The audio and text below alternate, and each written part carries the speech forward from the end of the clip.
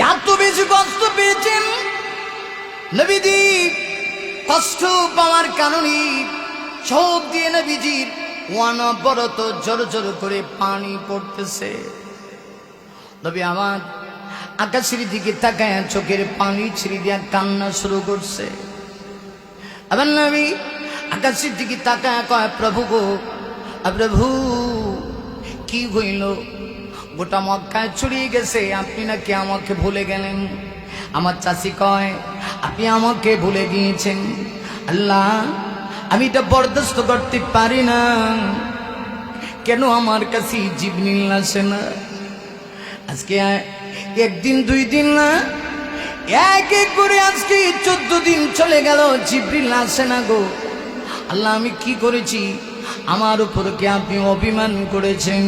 এইভাবে করে 14 দিন কি 15 নাম্বার দিন যখন চলে আসলো, নবীজি জোর জোর করে চোখের পানি ছেড়ে দিয়া আকাশের দিকে তাকায়া টপ টপ করে যখন কান্না করে, আল্লাহ ডাক দেয়া কয়, জিবরিল, জিবরিল, আমার বন্ধু কষ্ট পাবি, আমি আল্লাহ টাকা দেখবো তা না রে। আমি তো বন্ধুর উপরে রাগ করি নাই, অভিমান করি নাই, শুধুমাত্র ওয়াহি এটা মারাত্মক জিনিস, এত তাড়াতাড়ি এর ওয়াহির বার গ্রহণ করা সম্ভব না।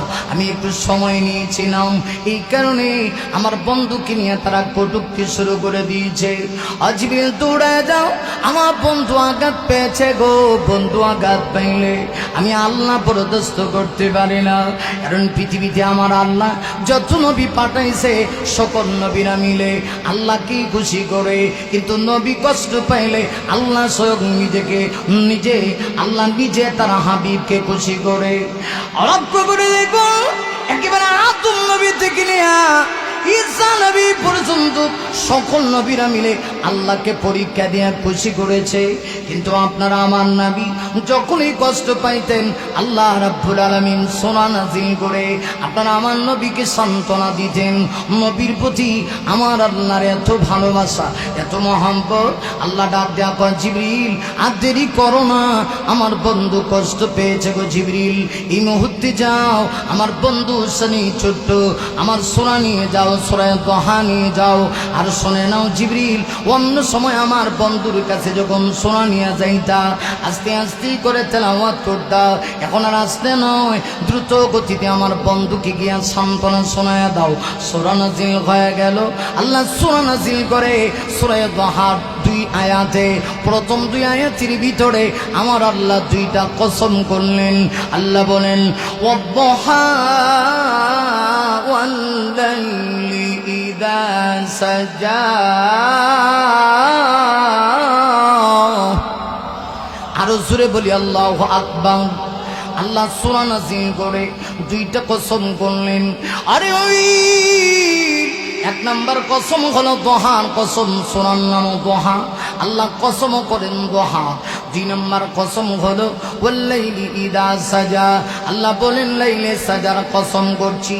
এই 2টা কসম, আসুন 2টা কসম দ্বারা আল্লাহ কি উদ্দেশ্য নিয়েছেন একটু বুঝি, তারপরে আল্লাহ পাক নবীকে সান্ত্বনা দিয়ে কি বলেন একটু খেয়াল করেন। দোহার অনেকগুলি ব্যাখ্যা, এর একটা ব্যাখ্যা হলো নবী গো, দোহা মানে হলো দিনের ওই সময়ের আমি আল্লাহ কসম করছি যখন আকাশে সূর্যটা পরিপূর্ণভাবে উদয় হয়, সূর্যের আলো যখন পরিপূর্ণভাবে পৃথিবীতে ছড়িয়ে পড়ে, আল্লাহ ওই সময়ের কসম করে। এর কারণ কি একটু খেয়াল করে দেখেন, আকাশে যখন সূর্য উদয় হয়, সূর্যের আলোতে গোটা পৃথিবী সব কিছু ঝলমল করে, পৃথিবীর সবাই খুশি হয়। কিন্তু খুশি হইলেও কিছু প্রাণী আছে তারা নারাজ হয়। যেমন একটা প্রাণী, তার নাম হলো কলাবাদুর। কলাবাদুর কিন্তু খুশি হয় না, কলাবাদুর চায় আকাশে যেন সূর্য না ওঠে। আল্লাহ কয়, নবী গো, আকাশে সূর্য দেখে যখন যেমন কলাবাদুর অসন্তুষ্ট হয়, এতে তো এক মুহূর্তের জন্য সূর্যটা বন্ধ হয় না। নবী ঠিক তদ্রূপভাবে আমি আল্লাহ দিনের আলোর কসম, ওই ওই সূর্যের কসম করে আমি বুঝাইতে চাই, আপনার নবুয়তের আলোর কসম।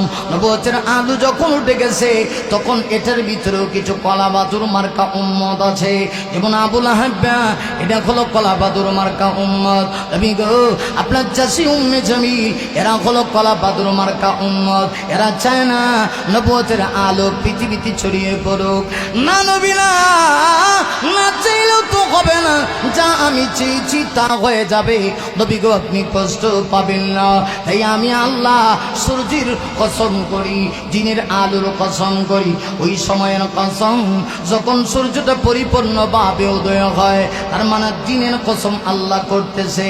অপরদিকে লক্ষ্য করে দেখুন, আমার 2 নম্বরে কসম করেন ওয়াল্লাইলি ইদা সাজা। লাইলে সাজা মানে হলো রাত্রের অন্ধকারচ্ছন্ন সময়ের কসম, যখন অন্ধকারচ্ছন্নতা পরিপূর্ণভাবে লাভ করে।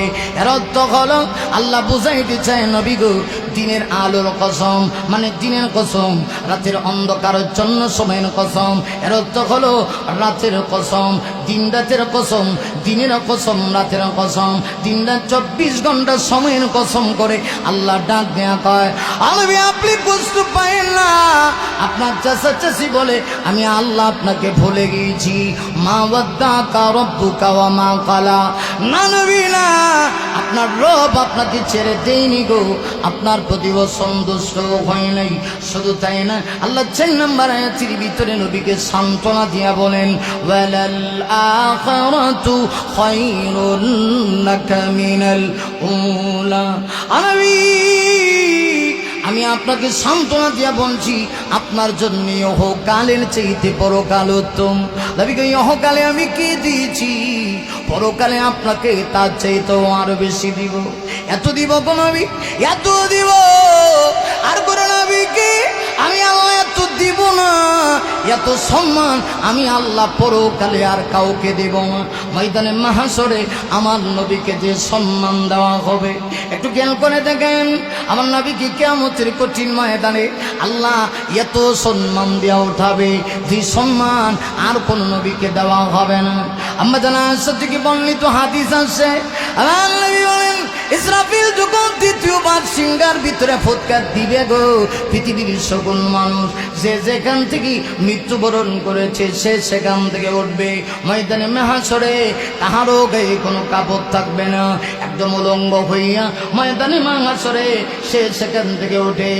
আমার নবী বলেন ময়দানে মাহশরে আল্লাহ পাক আমাকে এত সম্মানিত করবে, যেদিন কিয়ামত শুরু হয়ে যাবে সেই দিন সকল মানুষকে পৃথিবীর যে যেখান থেকে মৃত্যুবরণ করেছে সেখান থেকে উঠানো হবে।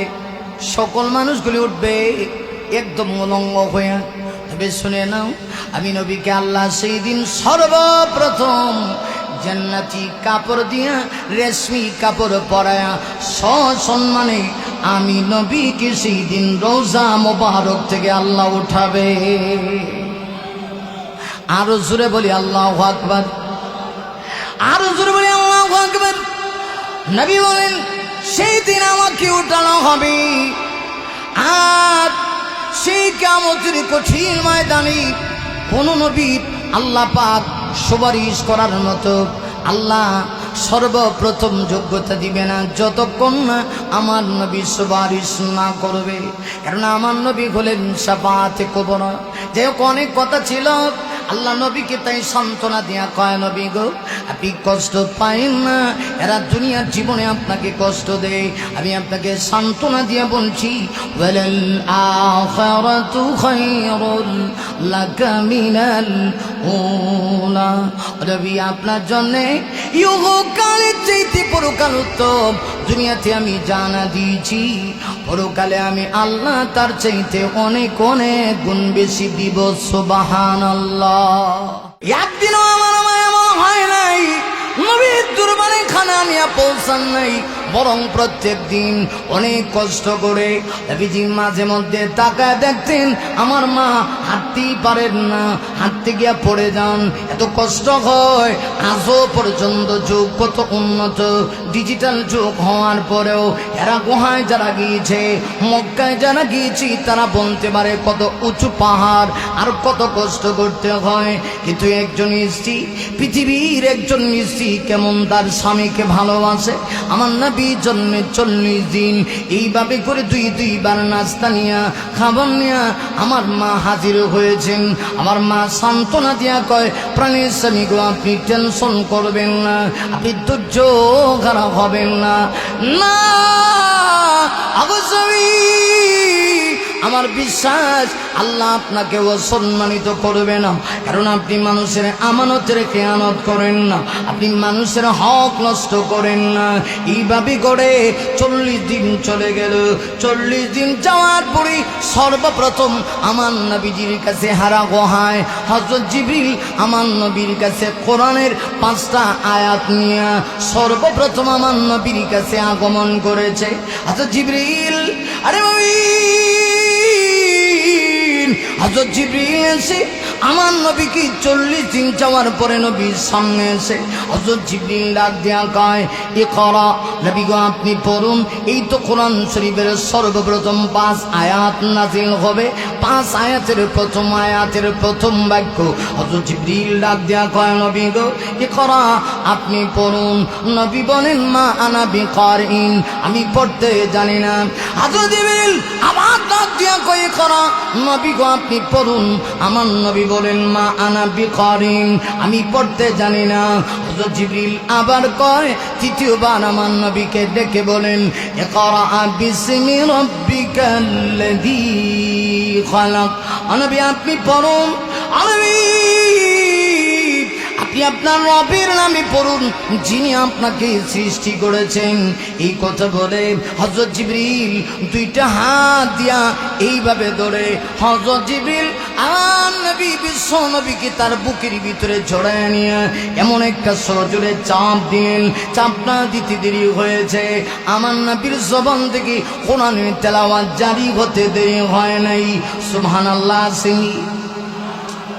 আরো আসতে কোন সুবহানাল্লাহ। আমার নবীর জবান থেকে তেলাওয়াত জারি হয়ে গেল। যে মুহূর্তে জিবরিল বলছে, করা বিসমি রাব্বিক, নবী আপনি আপনার রবের নামে পড়ুন, কারণ দুনিয়ার সব পড়া আর রবের নামের পড়া এক হতে পারে না। দুনিয়ার সব পড়া দিয়া মানুষ জেন্টালম্যান হতে পারে, কিন্তু মানুষ প্রকৃত মানুষ হতে পারে না। দুনিয়ার সব পড়া দিয়া মানুষ বড় চাকরিজীবী হতে পারে, কিন্তু কোরআন পড়া ছাড়া একজন মানুষ কিন্তু প্রকৃত মানুষ হতে পারে না। আল্লাহ রাব্বুল আলামিন সর্বপ্রথম কোরআন শরীফ নাযিল করে জানায় দিলেন, নবী গো আপনি পড়ুন। কার নামে পড়বেন? বিসমি রাব্বিক, আপনার রবের নামে। কোন রব? আল্লাযী খালাক, বিসমি রাব্বিকাল্লাযী খালাক, যিনি আপনাকে সৃষ্টি করেছেন। এর অর্থ হলো দুনিয়ার সব পড়া আর রবের নামের পড়া ডিফারেন্স। এর জন্য দেখবেন এই পৃথিবীতে অনেক শিক্ষিত আছে, শিক্ষিত হইয়াও আসলে সে প্রকৃত মানুষ হতে পারে নাই, জানোয়ার হয়ে গেছে, ঠিক কিনা?